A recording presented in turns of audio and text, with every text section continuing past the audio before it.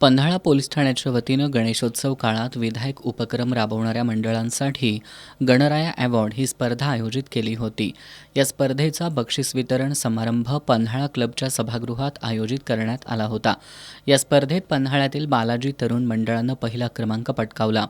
गोलिवडेच्या योगी प्रभुनाथ महाराज फाउंडेशननं दुसरा, तर पिंपळेतर्फ सातवेच्या Chhatrapati friends circle या मंडळानं तिसरा क्रमांक पटकावला. या मंडळासह सिद्धिविनायक तरुण मंडळ, जय वीर हनुमान तरुण मंडळ, जय शिवराय तरुण मंडळ, सिद्धिविनायक तरुण मंडळ या मंडळांना पन्हाळा पोलीस ठाण्याचे सहाय्यक पोलीस निरीक्षक संजय बोंबले यांच्यासह मान्यवरांच्या हस्ते गौरवण्यात आलं. विशेष कामगिरी करणाऱ्या मंडळांचाही सन्मान करण्यात आला. यावेळी बोलताना बोंबले यांनी तरुण मंडळांनी पारंपरिक कला जोपासण्यासाठी गणेशोत्सव पारंपरिक पद्धतीनं साजरा करण्याचं आवाहन केलं. याप्रसंगी पोलीस उपनिरीक्षक सलीम सनदी, सुरेश खोत, सीताराम डोईफोडे, वैशाली राजपाल, सचिन पाटील, स्पर्धा कमिटी सदस्य राजू दळवी, भीमराव काशीद यांच्यासह तरुण मंडळाचे कार्यकर्ते उपस्थित होते.